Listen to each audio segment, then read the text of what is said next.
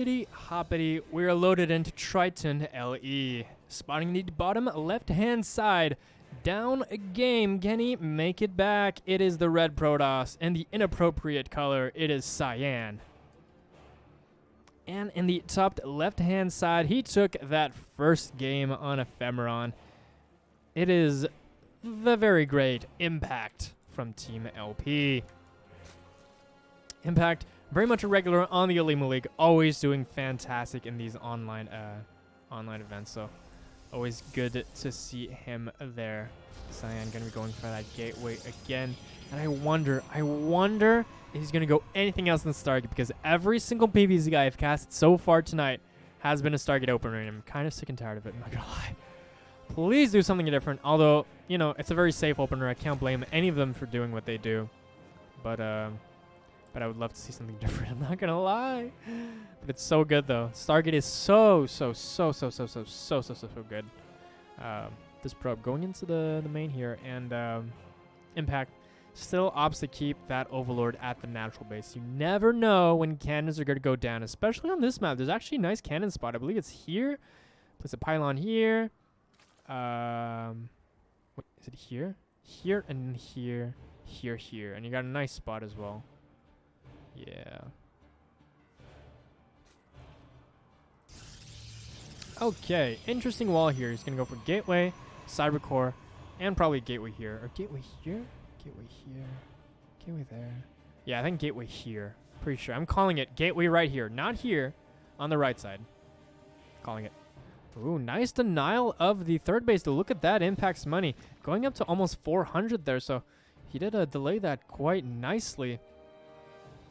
And Impact is probably extremely tilted from that move, and he's going to want to smash Cyan's face in for delaying his expansion for about 5 seconds. That Adept is going to be the unit of choice for Cyan, and yeah, another Stargate, of course, coming out of a red, inappropriate Protoss player. Once again. I mean, it's not working so far. They keep losing with these Stargate openers, but, you know, at the same time, these Zerg players, they're getting so good at defending all the all-ins that, you know, that a Zerg can actually throw at them, so... I mean, that a Protoss can throw at them, so I'm not sure if any idea is a good idea, to be honest. Oh. This Adept going across the map. Finishing that shade, and let's see what he wants to do here with this Adept. No, he's just tempting the queen here. He's tempting the queen. Ooh, look at that. Is he going to finish it, though? Looks like he actually will finish this Adept, and he's going to want to scout more into the main and see what's going on.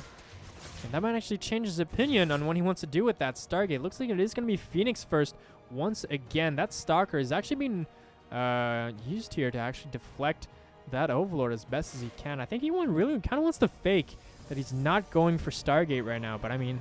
I'm not sure he buys it. I mean, 90% of games is a Stargate game, so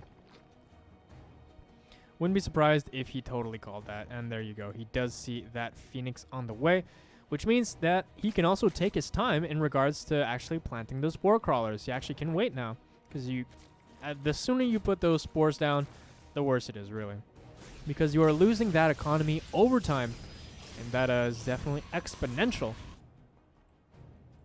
This Adept coming back, though, going to be missing the Ling. The Ling just wants to scout here for any possible third base. Is just kind of darting in and out of this, even though actually Cyan might actually want to take this as the third base, but so far, no. 2 Adepts going across the map. They're going to want to look for a little bit of economic damage, but I mean, Impact is well in position. He has his Queen's in position.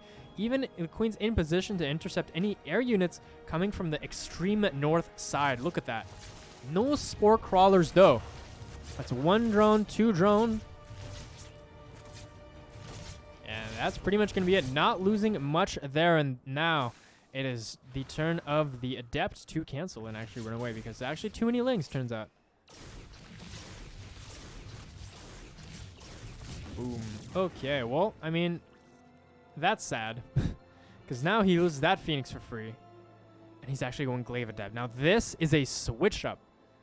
Very big switch up from that last game. He's going to defend against those Lings, and You know, the more links he actually shaves off, the better it's going to be for his glaive push. Because, I mean, look at that. He's going straight into Hydralisks. And to be able to defend these glaive adepts, you're going to need even more than that. You're going to need roaches. He has a baneling nest on the way as well. But, I mean, that's not going to be enough. You can split adepts and stuff like that. And adepts are really strong versus light units. I don't know if we can have their weapons information here. But, I mean, they're very strong. 2 adepts across the map as well. Now, the important thing is that he must not reveal his glaives until it actually finishes. But I think he's starting to have an idea. The Hydras are already on the way for impact. Okay, the adepts are here now. It is time. Cyan is pushing as hard as he can. He does not have a War Prism. This is a la natural is going to be this push. And he's going to want to find as much damage as he can. He's going to warp in onto the ramp. Nice choke point from Cyan. And he's going to try and get as cost efficient of an engagement as possible.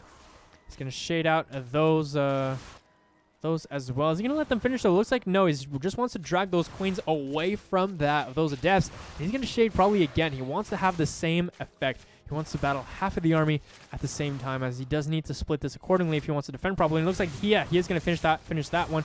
Lots of drones being killed. Total 7, 8, 9 drones in total. 10 actually. Almost 9. Oh, holy crap. Keeps getting one more, so 11. Finally, that's the end. But, I mean, Cyan did quite a bit of damage. Now he's actually ahead in the worker supply lead by about 2 right now. He's going to be making, I was going to say more drones, but no. Impact.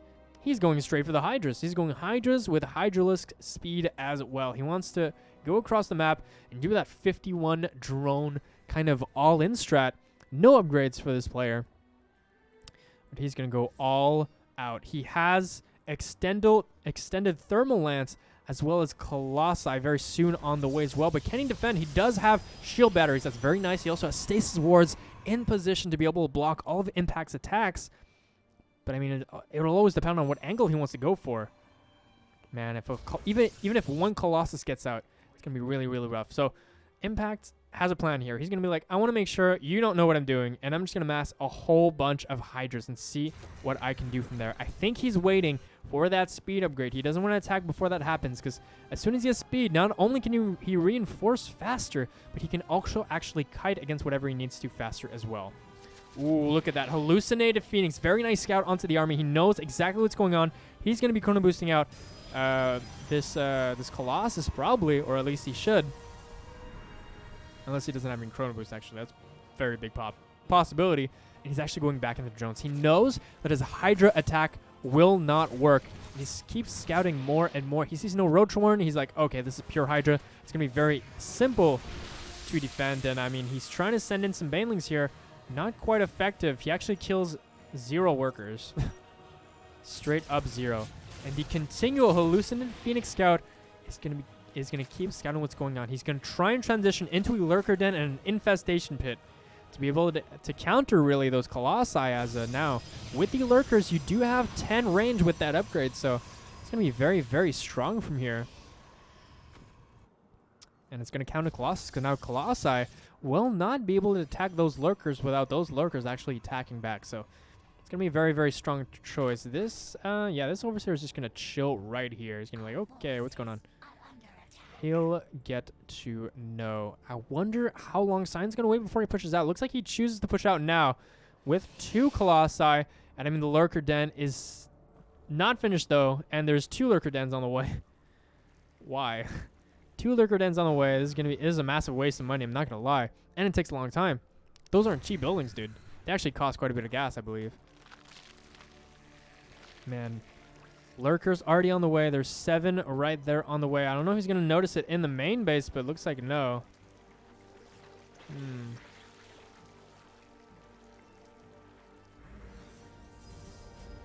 It's a mirror. Can I see what he actually selected? Yeah, I think you can see what he selects. Yeah, I just noticed this now. Everything that flashes onto the screen here are the units that he actually selects right now. So okay, he's positioning those lurkers quite appropriately. He does have to wait for the hive, though, to finish to be able to get that upgrade that he needs.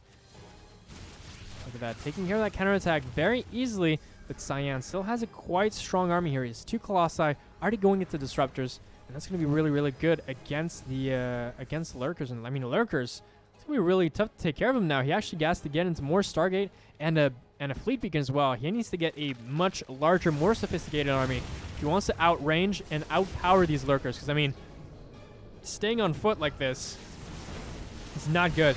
Nice. He takes care of a lot of the eggs right there. That's a really good move from Cyan. He's going to try and get as many lurkers as he can while he still has the range advantage with those Colossi. But until then, I mean, Impact's going to have to stay on the defensive. He has taken his 5th base. Finally is Impact, as the 4th base is just finished for Cyan. So in terms of expansion rates, they aren't keeping up with each other, as Zerg always wants to have an extra base over the Protoss player. Nice. Kind of catching them out of position. Look at that. Disruptor shots zoning out the units. And nice force fields. Very nice micro with all of these different ability units in his army. He's using force fields. He's using disruption balls. He's all doing that very nicely. He still has a lot of energy, actually, on all of these sentries. That's a weird say sword. I didn't know that happened. Oh, this Colossi, though, has to be quite careful right there. He doesn't want to just walk in there. No, Colossi-san. Colossus-sama. God damn it. Impact is counterattacking hardcore on the 3rd base here. He's going to recall quite a few units. He's going to try and take care of this as best as he can. But now that this is being defended, you're opening up your 4th base at this point to Impact's attacks. Oh, man. He didn't even recall everything. And now all of this army is actually going to go down. He does push this back quite strongly, though. That's a lot of lurkers going down. That's 1 lurker. And, ooh, nice. Man, he has the observers in the right position at all times, and I think there's another hold by Cyan right now. Those Colossi really, really doing work. Man, he's focused firing on those lurkers. Those lurkers are really weak, though. Finally, he groups his army together, and he's probably going to be able to push this back eventually. That's 1 lurker down. It's going to be 2 lurkers down. And now all he has to worry about is this new base. Nice disruptor shot onto the lurker, but he needs a 2nd one. It takes 2 disruptor shots to actually kill that lurker. And as long as he doesn't get that 2nd shot off, those lurkers will persist. That lurker's just having a field day, dude. Oh, man, look at that. That is far. This full range right there. Oh, boop, and instant kill from there with the Immortal snagging that kill. He keeps expanding, though. It's very, very nice. And this base went down, earlier when there was that whole army there. And then he recalled towards the 3rd base to be able to save it. But we see another split push by Impact. He's trying to go towards the 4th base. Nice hallucinating Colossus. That's kind of interesting. And he's going to the 3rd base at the same time. He wants to do a split push. And if Cyan does not split his army perfectly, this is going to be big, big trouble. However, he's taking care of the lurkers. And as soon as there's no more lurkers, this is suddenly not as scary at all. He has the Immortal and the Disruptor on the 3rd side. But he has the Colossi onto the 4th base. And he's going to have enough to defend here. He's going to have to be careful. These Colossi are very, very low. Okay, so he's going to want to regroup here. Now, he notices that the army is split, and Cyan was doing a good job. This is ambitious, though. This moving out this far in, I don't know. And now the army is rotating around here towards the 4th base. He wants to bring out his army from the 3rd base as well. Looks like he is doing that right now. But, I mean, he's kind of out of position for now. Not a lot of lurkers, though. He's not getting a critical amount of lurkers, and I think that's what's hurting him. He keeps losing lurkers as he goes, and Cyan just keeps holding on to this base. And I mean, the more attacks he deflects, the stronger he becomes, as +3 attack is on the way, and +2/+2 is only on the way for Impact right now. But upgrade lead, I'd say, pretty much for Impact. Well, wait a minute. +2 already just finished as well. Is he gonna go for a counterattack? I'm not too sure now. Ooh, that's a lot of DTs, and that's going to get revealed immediately. It's like, I need some Overseers and some Spore Crawlers as well. But, I mean, there's no answer to this right now. He's pushing in into the 4th base right now. Disruptor shot, zoning that out. A lot of Immortals, a lot of different Robo units right now. Oh, that was a nice clump right there. And that is a lot of Splash Demons, a lot of Zealots as well. And Cyan takes a commanding supply lead right now with this very robotic focused army. He has Disruptors, he has Immortals, he has Colossi. And, I mean, Impact was never able to reach that critical mass of lurkers. He just kept losing them as he made them, because he tried to keep split pushing. And now, very nice shot with the Disruptor, getting 2 of them at once. He just needs a little bit more. He's very, very, very close. Nice target fire with those immortals onto the lurkers. And that's it. Cyan takes game 2 off of Impact.